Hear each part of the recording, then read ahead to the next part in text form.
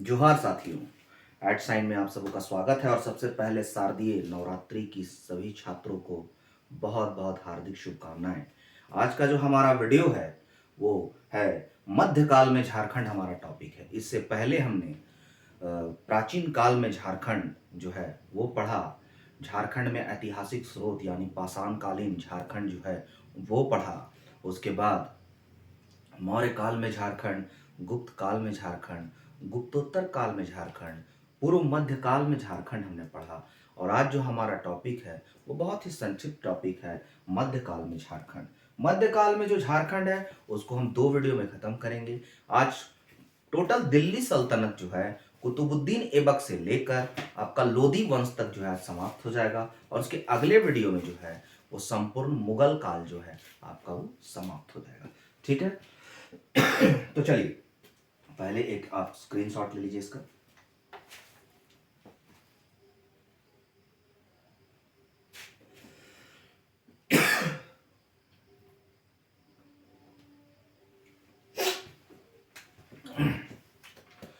और मैंने बोला था सभी स्टूडेंट्स को कि अपना जो व्हाट्सएप नंबर है वो कमेंट बॉक्स में जरूर शेयर करेंगे, तो प्लीज मेरी बातों को ध्यान में रखें, कमेंट बॉक्स में अपने व्हाट्सएप नंबर को शेयर करें। ठीक है। तो दिल्ली सल्तनत की जब स्थापना होती है 1206 ईस्वी में, और पहला जो है वो दिल्ली सल्तनत में गुलाम वंश की स्थापना होती है और पहला शासक कुतुबुद्दीन ऐबक बनता है। ठीक है। पहला शासक जो है दिल्ली सल्तनत का जो है स्थायी शासक जो होता है वो कुतुबुद्दीन ऐबक होता है। तो कुतुबुद्दीन ऐबक जब दिल्ली सल्तनत में बैठता है 1206 ईस्वी में, उससे पहले जो है 1204 ईस्वी में कुतुबुद्दीन ऐबक का एक सेनापति होता है बख्तियार खिलजी। ठीक है साथियों, कुतुबुद्दीन ऐबक का एक सेनापति होता है बख्तियार खिलजी। उसने 1204 ईस्वी में, ठीक है, उसने 1204 ईस्वी में बंगाल के नादिया क्षेत्र पर आक्रमण किया था। उस समय वहां का सेन वंशी शासक शायद लक्ष्मण सेन वहां शासन करते थे। तो बंगाल के सेन वंशी शासक जो थे उस पर आक्रमण किया था, बंगाल के नादिया पर आक्रमण किया था 1204 ईस्वी में। और इस आक्रमण के दौरान उसने नालंदा विश्वविद्यालय को इसी बख्तियार खिलजी ने इस आक्रमण के दरमियान जो है वो जला डाला था। और उसके बाद जो है झारखंड के रास्ते उसने बंगाल के नादिया क्षेत्र पर आक्रमण करता है। तो कुतुबुद्दीन ऐबक का सेनापति बख्तियार खिलजी 1204, जी हाँ, कुतुबुद्दीन ऐबक जब गद्दी पर बैठा 1206 में, ठीक 2 साल पहले 1204 ईस्वी में नादिया पर झारखंड के रास्ते अटैक करता है, आक्रमण करता है। बस कुतुबुद्दीन ऐबक में एक ही लाइन है झारखंड के लिए इंपॉर्टेंट कि इसका सेनापति 1204 ईस्वी में बख्तियार खिलजी जो है वो नादिया पर आक्रमण करता है, बंगाल के नादिया क्षेत्र पर आक्रमण करता है। ठीक है, झारखंड के रास्ते आक्रमण करता है। उस समय वहां का शासक लक्ष्मण सेन था। चलिए, उसके बाद आता है गुलाम वंशी शासक जो है इल्तुतमिश आते हैं और बलबन आते हैं। ठीक, इल्तुतमिश और बलबन के समय में भी झारखंड में कोई बहुत प्रभाव नहीं पड़ा था। जिस प्रकार कुतुबुद्दीन ऐबक के समय भी कुछ नहीं था, यहाँ का रास्ता का प्रयोग हुआ, बंगाल पर अटैक हुआ। ठीक है, तो इल्तुतमिश और बलबन के समय में भी जो है गुलाम वंशी शासक इल्तुतमिश और बलबन के समय में भी झारखंड जो है, जो छोटानागपुर का क्षेत्र है, वो इनके प्रभाव से मुक्त था। ठीक है, क्यों प्रभाव से मुक्त था? क्योंकि नया नया दिल्ली सल्तनत की स्थापना हुई थी, पहला बिंदु है। ठीक है, और चूंकि बंगाल पर सबका ज्यादा नजर रहता था, ठीक है, बिहार पर ज्यादा नजर रहता था, तो झारखंड जंगल झाड़ होने के कारण उस समय थोड़ा सा जो है नजर सबका कम पड़ा, उसके रास्तों का उपयोग किया गया। बावजूद एक और कारण वो है कि उस समय नागवंशी शासक जो थे वो हरिकरण थे और उस समय उनका प्रभाव अच्छा था, वो शक्तिशाली थे और प्रभावशाली शासक भी थे। ठीक है, इल्तुतमिश और बलबन के समय झारखंड इनके प्रभाव से बिल्कुल मुक्त था, क्योंकि इस समय झारखंड में एक शक्तिशाली और प्रभावशाली नागवंशी शासक जो थे वो हरिकर्ण का शासन था। ठीक है, नेक्स्ट, अब इल्तुतमिश बलबन में बस एक ही लाइन इंपॉर्टेंट है कि इसके समय में झारखंड पर जो है बहुत ज्यादा प्रभाव नहीं था गुलाम वंश का।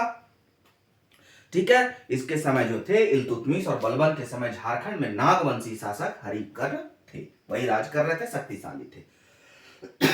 इल्तुतमिश के बाद जो आता है आपका अलाउद्दीन खिलजी, हम लोग पढ़ेंगे। ठीक है, आप जानते हैं हाल ही में इस पर मूवी भी बनी थी। ठीक है, तो अलाउद्दीन खिलजी जो है उसका एक सेनापति होता है मलिक छज्जू। ठीक, और उसका बाद में एक और बहुत जबरदस्त बहुत लड़ाकू सेनापति होता है मलिक काफूर। तो मलिक काफूर जब दक्षिण भारत पर अभियान किया, जब मलिक काफूर दक्षिण भारत पर अभियान किया और अलाउद्दीन खिलजी ने भी जब दक्षिण भारत पर अभियान किया तो झारखंड के रास्ते का इन्होंने प्रयोग किया था। पहला पॉइंट ये तो होना ही है। दूसरा, अलाउद्दीन खिलजी का सेनापति मलिक छज्जू जो है उसने नागवंशी शासक पर अटैक किया था। अलाउद्दीन खिलजी का सेनापति मलिक छज्जू 1310 ईस्वी में वो झारखंड पर आक्रमण करता है और वो नागवंशी शासक को पहली बार टैक्स देने के लिए, कर देने के लिए, राजस्व कर देने के लिए बाध्य करता है। तो ये बहुत महत्वपूर्ण घटना है इतिहास की कि झारखंड पर मध्यकाल में सबसे पहले जो आक्रांता थे, जो दूसरे देश के आए हुए आक्रांता थे, उन्होंने जो है झारखंड क्षेत्र पर जो है वो टैक्स लगाया। सबसे पहले टैक्स लगाया तो वो कब हुआ? 1310 ईस्वी में हुआ। ठीक है, 1310 ईस्वी में हुआ। वो अलाउद्दीन खिलजी के समय में हुआ जब उसने सेनापति मलिक छज्जू को झारखंड पर आक्रमण करने के लिए भेजा और उसने नागवंशी शासक को कर देने के लिए बाध्य किया। यानी कि इस समय नागवंशी शासक को हरा दिया था और जो है वो कर देने के लिए राजी हो गया था। ठीक है, अब अलाउद्दीन खिलजी में एक ही लाइन यही इंपॉर्टेंट है। हमने ऐबक को देख लिया, हमने इल्तुतमिश और बलबन को देख लिया, हमने खिलजी वंशी शासक अलाउद्दीन खिलजी को देख लिया। अब हम लोग खिलजी के बाद चलेंगे तुगलक वंशी शासक को देखेंगे। तुगलक वंशी शासक में हम लोग दो के बारे में देखेंगे, झारखंड पर उन लोग का क्या प्रभाव पड़ा। एक मोहम्मद बिन तुगलक, एक फिरोज शाह तुगलक। मोहम्मद बिन तुगलक जिसको शॉर्ट में एमबीटी कहते हैं और फिरोज शाह तुगलक जिसको शॉर्ट में एफएसटी कहते हैं। ठीक है, मोहम्मद बिन तुगलक एमबीटी के समय उसका सेनापति से मोहम्मद बिन तुगलक और उसका सेनापति याद रखिएगा। ठीक है, कुतुबुद्दीन का सेनापति का नाम जो है वो सबसे महत्वपूर्ण है, बख्तियार खिलजी। तो इसको एकदम याद रखिएगा, बख्तियार, नालंदा को क्योंकि जलाया था इसने। ठीक है, और सबसे पहले झारखंड के रास्ते का प्रयोग किया था मध्यकाल में। उसके बाद अलाउद्दीन खिलजी का सेनापति मलिक छज्जू याद होगा। ठीक है, मलिक काफूर भी बाद में बना। मोहम्मद बिन तुगलक का से मोहम्मद बिन तुगलक और से मलिक बयां। तो मोहम्मद बिन तुगलक के समय उसका सेनापति मलिक बयां हजारीबाग के चाई चांपा क्षेत्र तक पहुंच गया था। हजारीबाग के चाई चांपा क्षेत्र तक जो है कौन पहुंच गया था? तुगलक काल में मोहम्मद बिन तुगलक का सेनापति मलिक बयां। जबकि थोड़ा सा तबीयत गड़बड़ है। संथाली स्रोत यह कहता है, जबकि संथाली स्रोत में यह कहा गया है कि यह आक्रमण जो है वो इब्राहिम अली के द्वारा किया गया था। संथाली स्रोत कहता है कि यह आक्रमण इब्राहिम अली के द्वारा किया गया था। खैर, आपको कंट्राडिक्शन वाला सवाल नहीं पूछा जाएगा, फिर भी हम लोग जान लेते हैं कि मोहम्मद बिन तुगलक के समय उसका सेनापति मलिक बयां या फिर इब्राहिम अली संथाली स्रोत के अनुसार हजारीबाग क्षेत्र के चाई चांपा तक पहुंच गया था।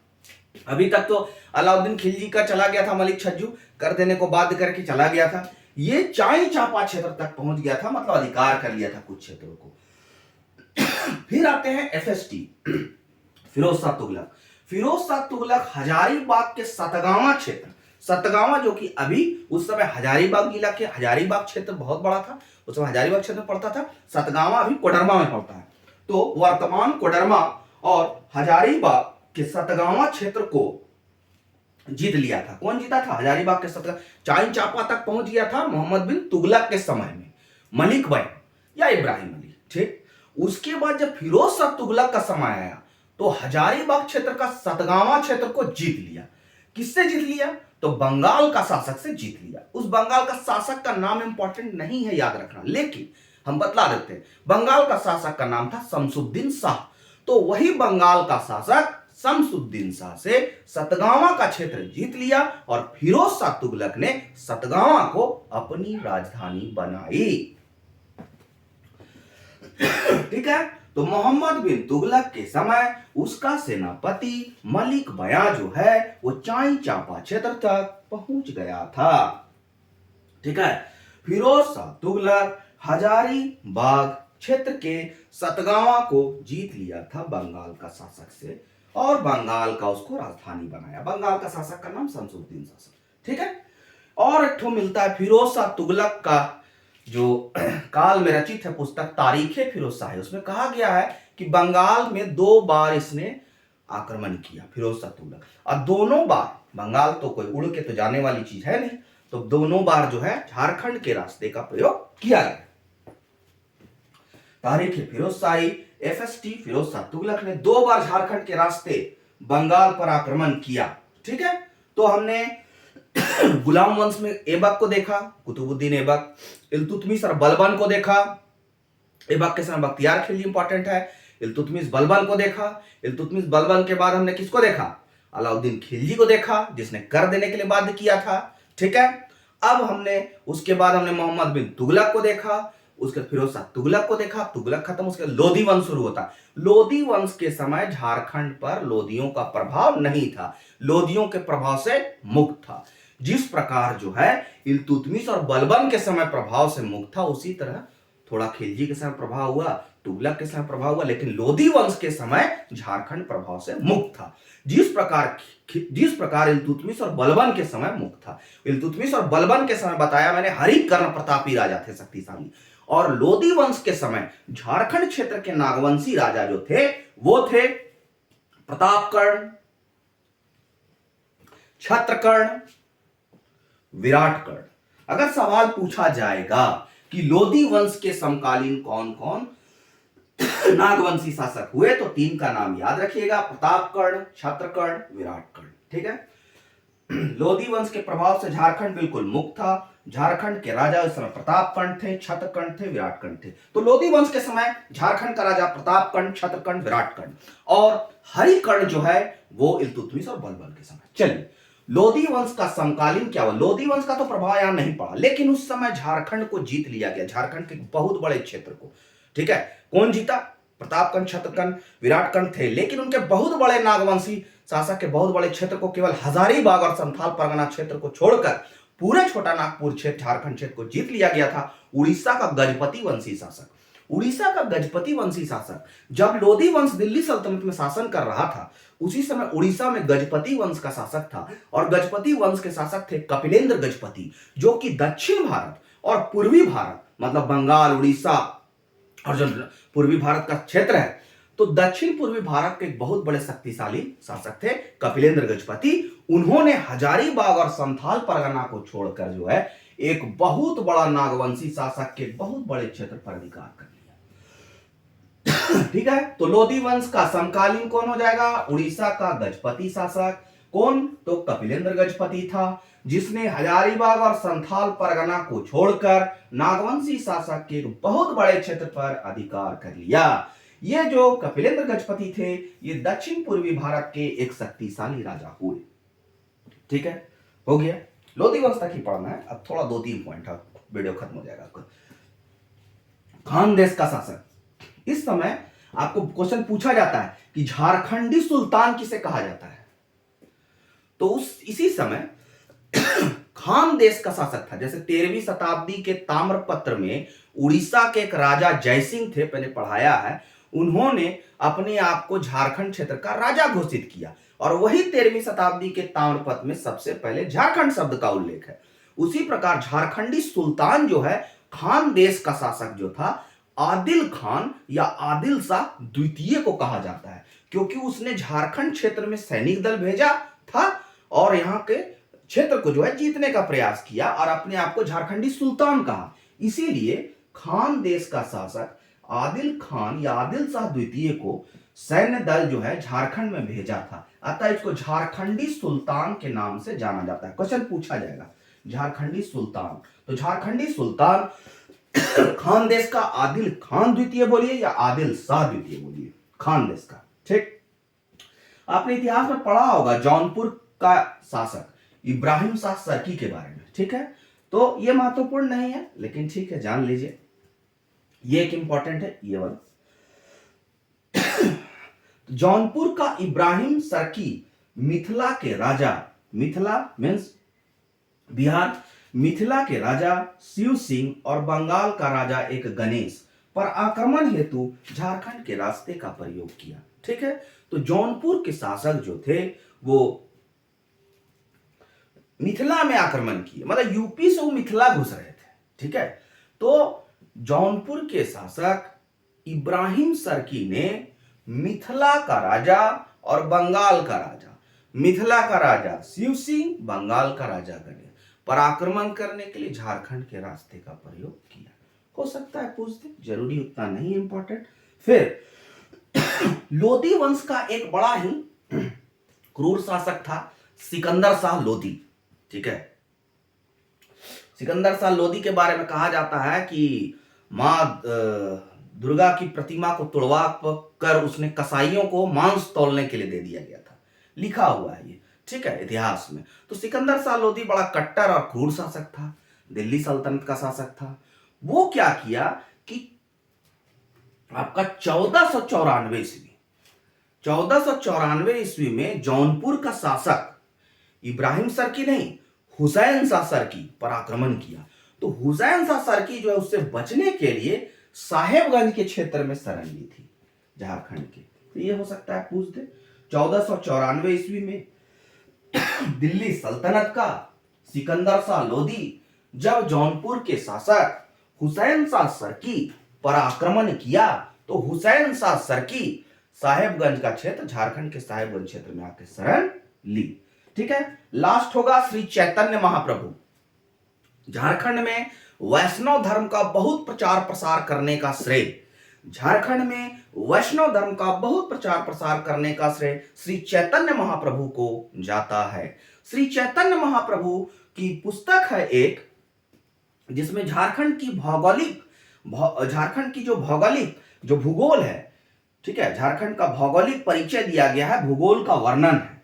ठीक है, वो पुस्तक का नाम है चैतन्य चरितामृत, श्री चैतन्य चरितामृत।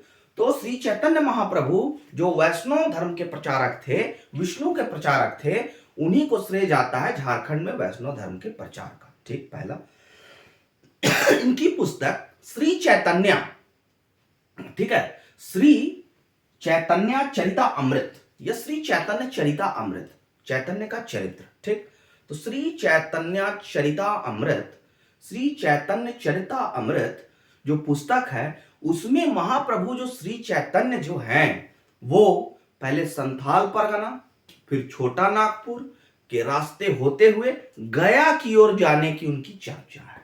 और इस दौरान उन्होंने संथाल परगना के विभिन्न विभिन्न गांवों में, अलग अलग गांवों में ठाकुरबाड़ी की स्थापना की। ठाकुरबाड़ी मतलब कि राधा कृष्ण की का जो मंदिर होता है, ठाकुर महाराज का जो मंदिर होता है, उनको ठाकुरबाड़ी अर्थात जब भगवान के रहने का घर हो गया। ठीक है, भगवान के रहने का घर, तो कई जगह ठाकुरबाड़ी की स्थापना की।